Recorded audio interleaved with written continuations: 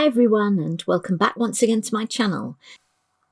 Today's video is a review of Derwent Graphitint paint pan set. Now this is the box, the outer box that it comes in.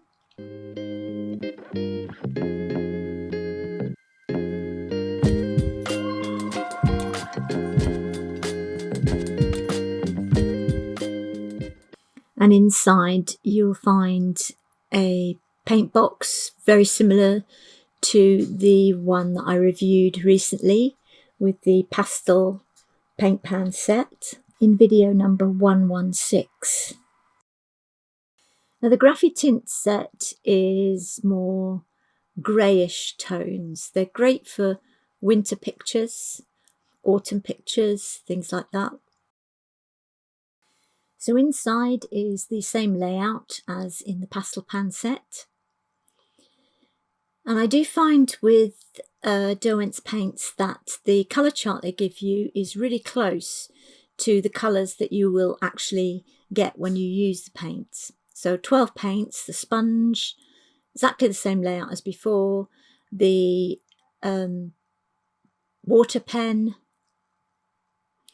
So you take out that little propeller shaped bit of plastic and you fill the pen up from the tap, and then you put the pen together. And the top comes off and reveals the brush, and to use it you squeeze the pen to get the water out. Now one thing I don't like about this is the fact that the paintbrush won't actually go in to the box without breaking it in half and putting the stopper in, but the stopper does seem to stop the water from coming out.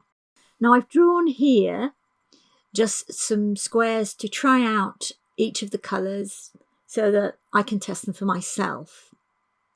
And what I like to do is, going from left hand side of each box, I will make that colour the darkest, and then I will add more water to make the colour paler so that I can see a full range that is on offer for that colour.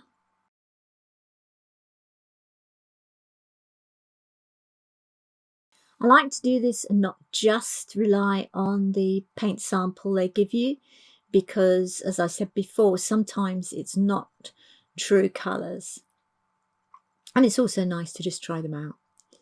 The paints, once again, are quite a nice creamy consistency. They mix well, and to make it darker you can just put on another layer. You can do this if it's still completely wet, or if not you can build up layers once each layer is dried, and then you can use the brush to soak up excess water, which is called using a thirsty brush. It's not quite as easy with these sort of brushes to do that, but it is still possible. Now I will speed this up because I can imagine this would be extremely boring if not.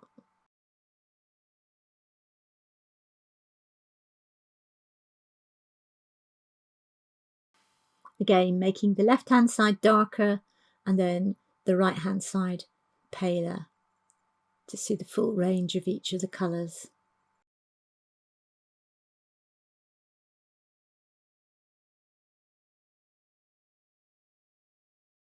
I actually find this quite therapeutic, drawing these squares, because there's no pressure to actually do a finished drawing.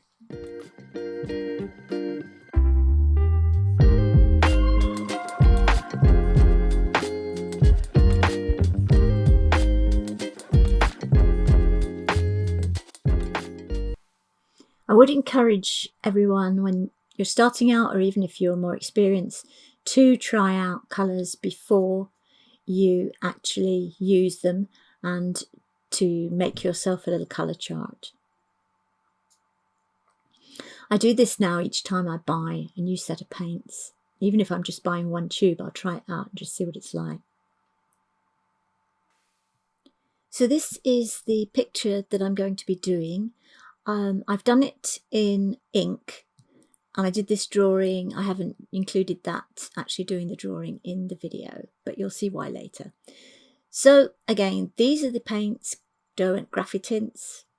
First of all, I want to say that this is not my first experience with Graphitint by Derwent. I've used their pencils in this range. You get more colours.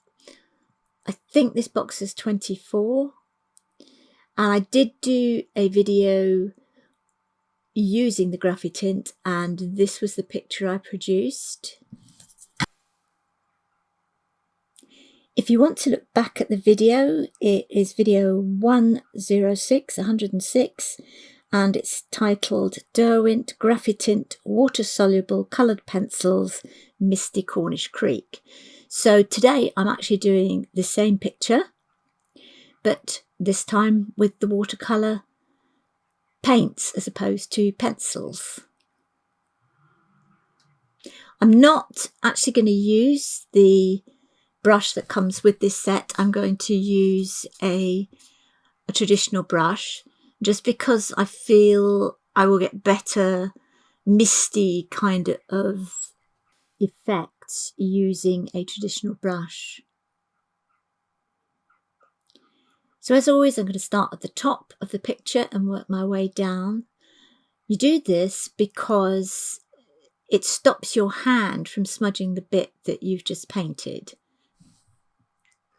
So it's just quite a logical step, really. Now I'm just adding plain water first, because I want this to be misty and sort of kind of ethereal. So I'm hoping that the colour will just kind of float upwards in the water. Of course, watercolours are a law unto themselves, and they do their own thing. So it's just what happens. You can control it to a certain extent, but not completely. And I think that is the magic of watercolour, is the fact that things happen beyond your control.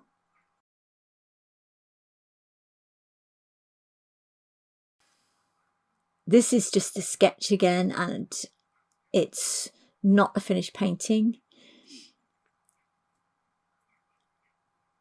So I would spend a lot longer doing this if it wasn't just a sketch. So it's just for fun. But then painting should always be for fun.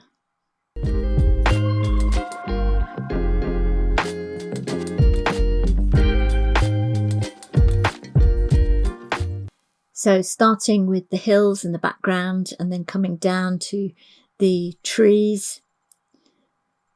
Now, in fact, the hills themselves are highly forested. And this is my little creek again, Millbrook Creek, with the hills of Mount Edgecombe Park in the background. And there's this very pretty little cottage, or a series of cottages here, which always make a nice composition.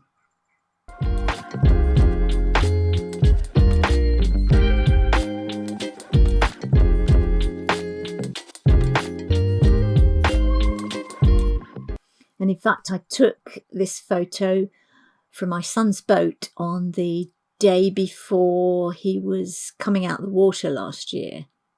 Or in fact, it was January this year. And it was a really misty day. It was quite stunning, the whole atmosphere that it gave the scene.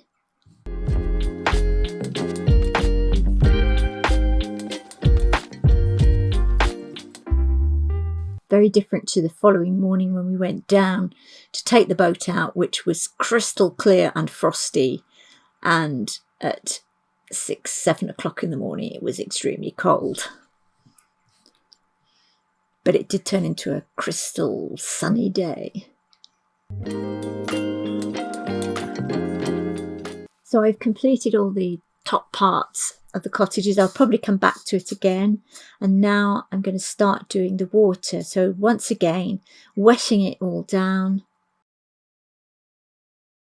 avoiding the bits of the reflection of the cottage, which will be white.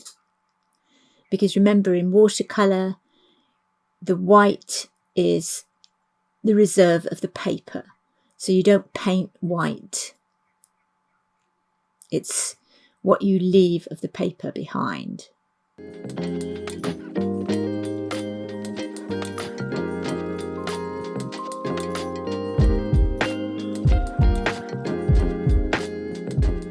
It was a very calm day because of the mist, I guess.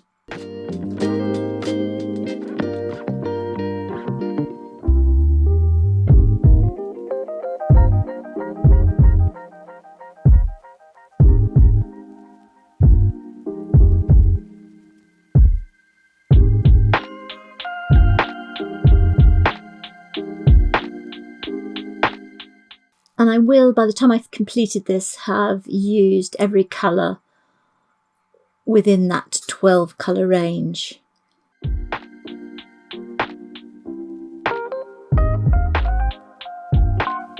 Coming back into the top bit and making some of the shadows darker.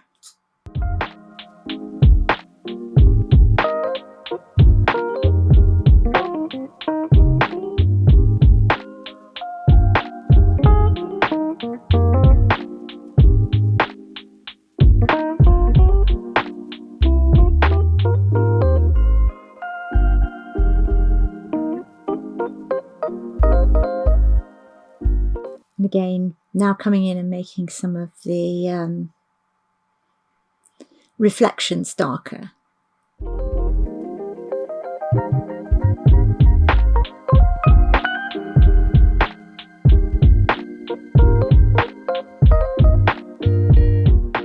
And drawing in the ripples on the water.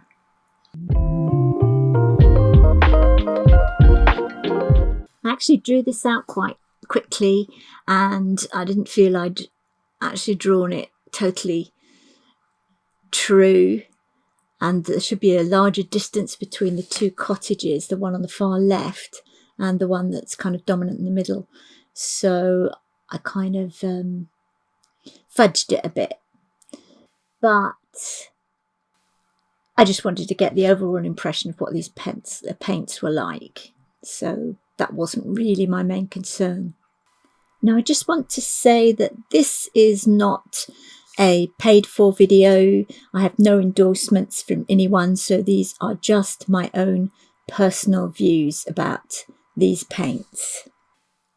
Right, that's the picture I did with the colour pencils, and this is the watercolour today. I felt that the mist was much better, but I didn't do so well on the cottages. But I still feel that isn't the responsibility of the paints. That is the responsibility of the artist who made a mess up on the actual composition. So these are the two pictures side by side, and here is the finished picture from today. I hope you've enjoyed watching my video, and if you did, please consider subscribing, and see you next time. Thanks for watching. Bye.